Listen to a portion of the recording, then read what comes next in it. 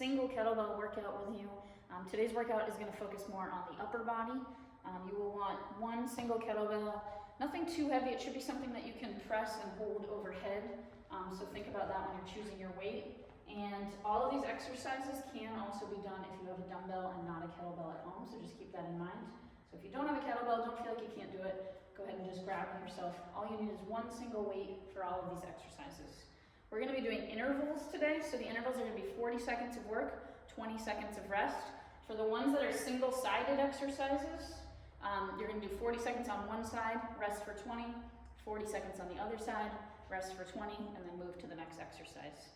I'm going to have the timer app going so that I can keep track of the intervals. I definitely recommend getting yourself some kind of a timer. I use an interval timer app on my phone that's totally free, and you can put in your work and rest intervals, and it'll do little buzzing and dinging when it's time to go, so that you don't have to be constantly watching the clock the whole time. So that's what I'm going to use today. I definitely recommend something like that if you're at home.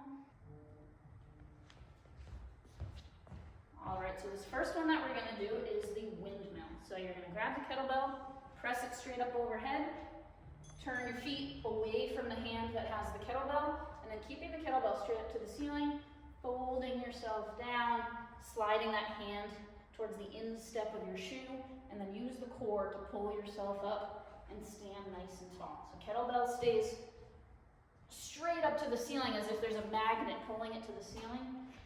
You're folding yourself down at the trunk, and then pulling yourself to stand up nice and tall, squeezing your glute and your core to pull yourself up. And you want to make sure that this front knee is staying soft, but what you're not doing is lunging into the movement. So that was our timer there. We're just going to switch sides. We're going to take 20 seconds of rest. You're going to turn your feet towards the other direction. Kettlebell is going to come straight up to the ceiling. Now you're going the other way. Enjoy the rest. And so folding yourself down, keeping that shoulder nice and stable overhead. Pulling yourself up tall. Make sure when you're standing up, you're stacking your shoulders right on top of your hips to complete the movement. So you're not stopping like right here, you're pulling yourself all the way up. Shoulders stacked right on top of hips. Making sure that kettlebell stays stacked right on top of your shoulder.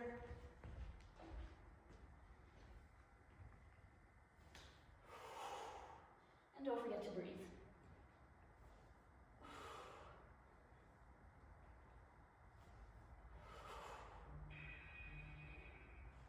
So this next exercise that we're going to do is a single arm row. So you want to set yourself up so your feet are just slightly wider than hip width apart. You're going to hinge your hips back, creating this nice flat back. Knees are soft, but you're not squatting down into it. You're hinging back, holding the kettlebell with the palm facing in. Single arm row. So you're pulling your wrist right to your rib cage, keeping the elbow close to your side, pulling from your upper back, and making sure that that's not pulling you down as you release the row. So you're not letting it pull your chest down. You're keeping your chest in position, keeping your back flat, and pulling back with that elbow.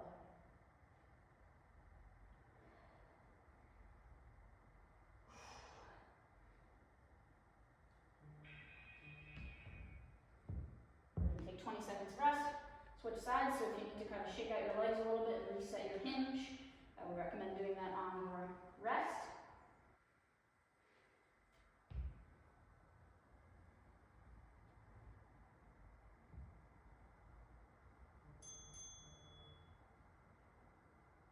So what you want to do is try to keep your shoulders right in line with each other.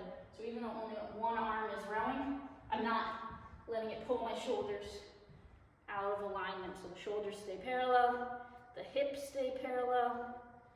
You're sitting the weight back into those hips, keeping a nice soft knee. And you're going to feel this in the core as well because of the way that you have to stabilize.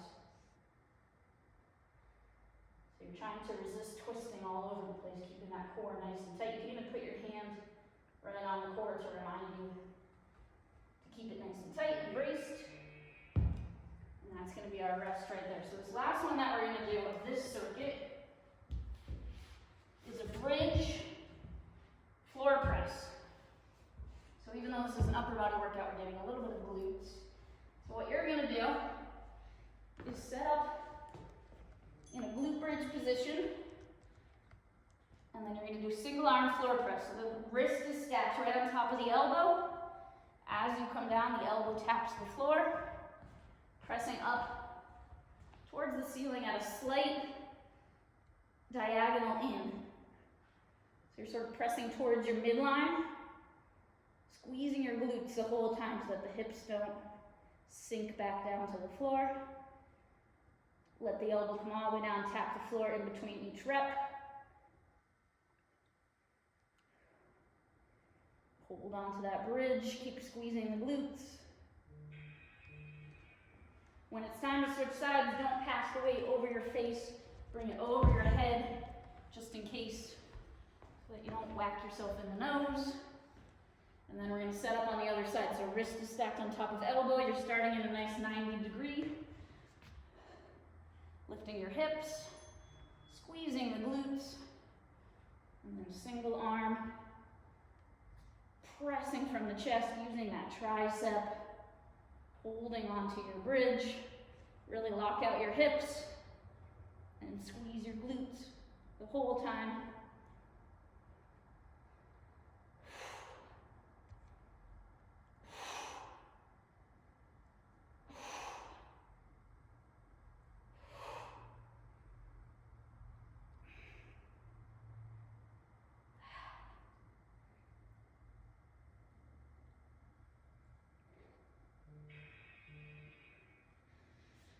Whew. 40 seconds feels really long on the left arm. So now we're going to start back at the top. So we've done the whole circuit one time through. We're going to repeat those intervals, 40 seconds on, 20 seconds off, windmill, row, and then bridge floor press. So we're back to our windmill, round 2.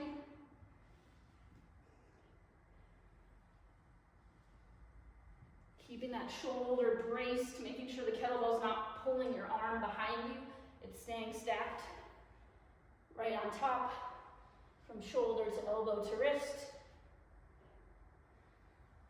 And you're using those abs to pull yourself up nice and tall here.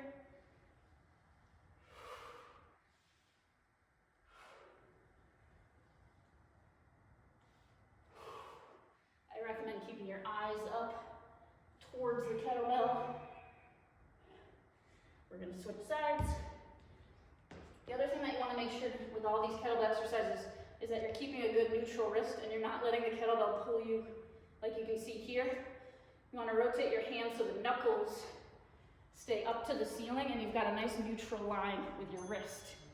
That's going to protect your wrist so that you don't get wrist pain. So you're just trying not to let the weight of the kettlebell pull your wrist back.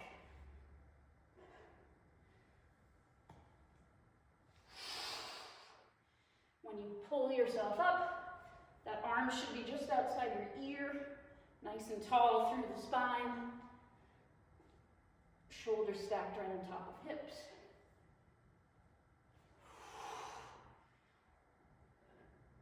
And you want to go slow on this one. It shouldn't be super fast.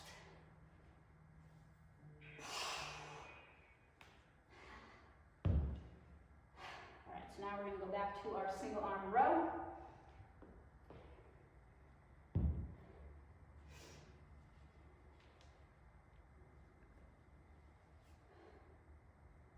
Sitting the hips back, creating that nice flat spine. Making sure that you're not swaying side to side.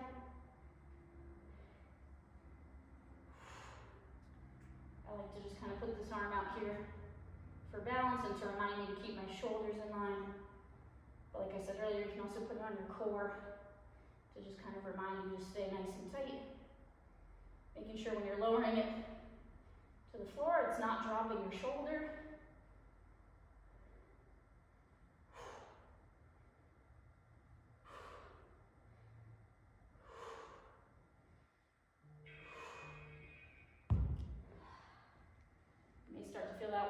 hamstrings a little bit just from holding that hinge. So in the 20-second rest, I like to just kind of shake out the hamstrings a little bit. And then we're going to switch to the other side. Sit the hips back. Nice flat spine. Single arm row. Make sure that you're not arching your back here. You don't want to be here. So keep that neutral, low back. Pull your belly button in. Think about making yourself long from the top of the head to the tailbone.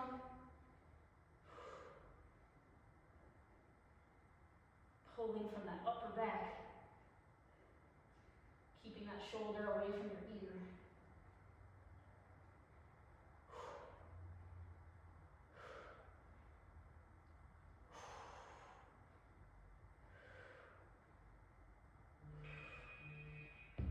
And now we're going to rest and go back to our bridge.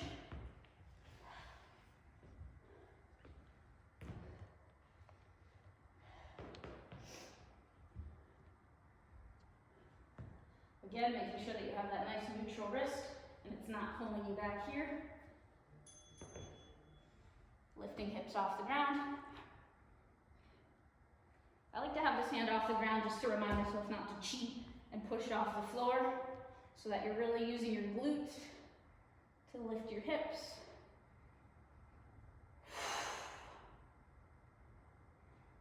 A lot of times what happens as we go is the hips start to kind of get lazy and creep down.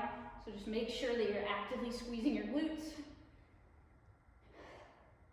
and keeping the hips up the entire time.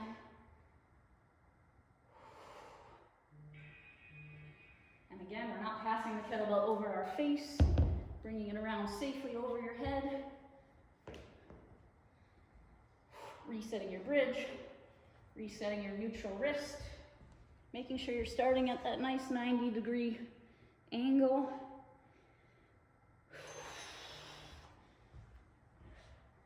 And we got 40 seconds on the other side.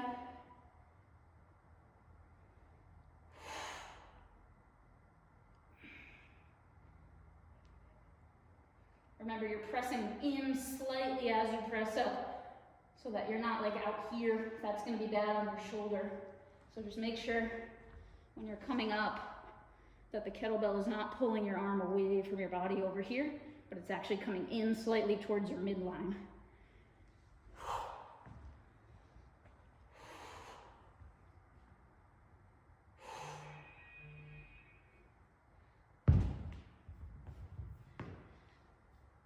And now we're going to do one more round of all three of those. So starting back with the windmill, after you get a quick rest.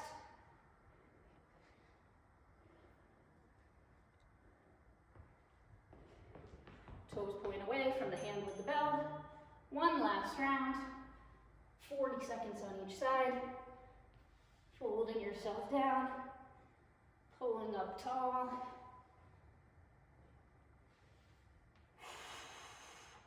Making sure that you're breathing.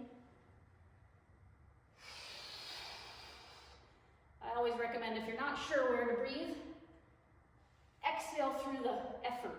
So exhale on the hardest part of the movement. On the windmill, it's the coming up that's the hardest. So just time your breathing. Get that good exhale through the effort. And we're going to switch sides.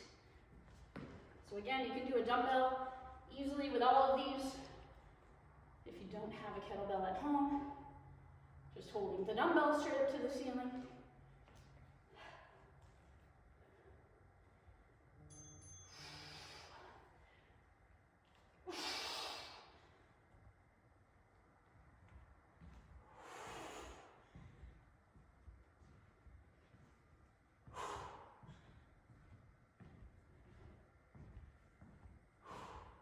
You want this front knee to be a little bit soft. You don't want to lock out that front knee, but you also don't want to be like lunging way into it like this.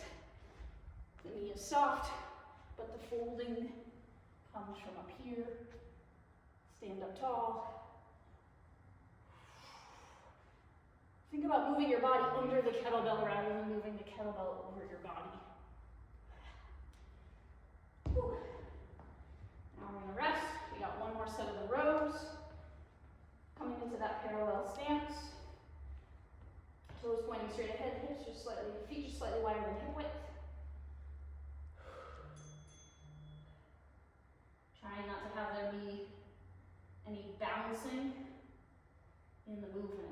nice strict row.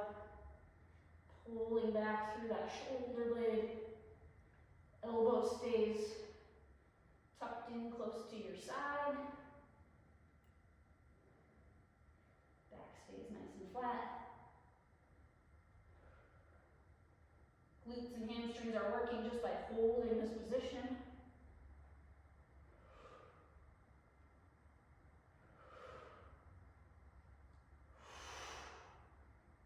On this one, the exhale is happening on the pull, because that's the hard part of the movement.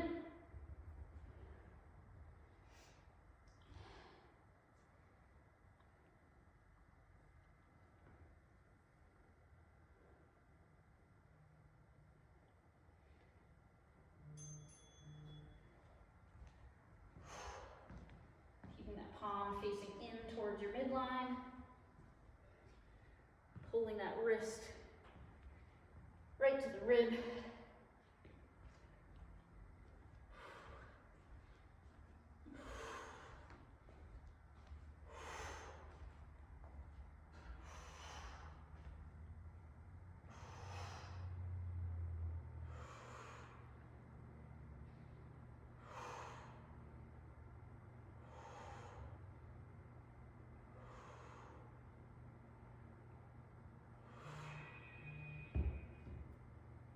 And we're going to do one last set on the bridge.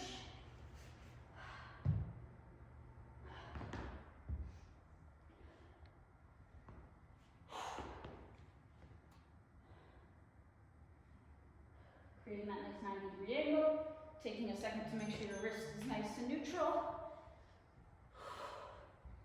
Really squeeze your butt.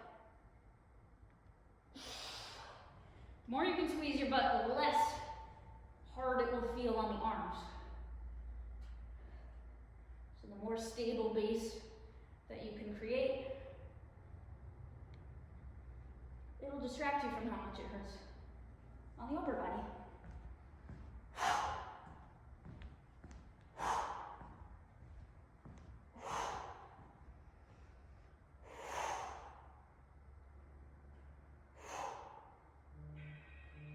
And we're going to do one last set on the second side. Take a second to reset your feet. Nice and close to your hips.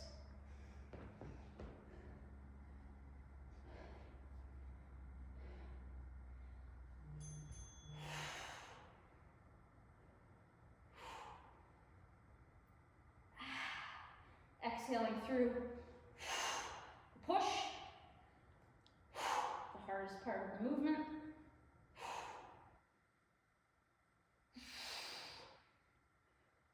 Keeping that core nice and tight.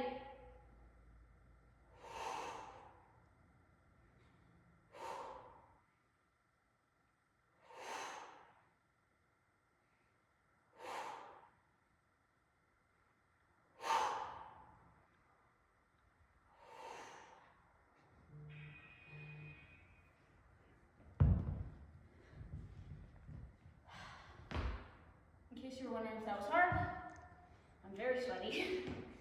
So that's it. That's 3 moves for the upper body. 40 seconds on, 20 seconds off, 3 rounds. If you've got some extra time and you want to do a 4th round, that's totally up to you. I hope you enjoy. I hope you try it. Enjoy.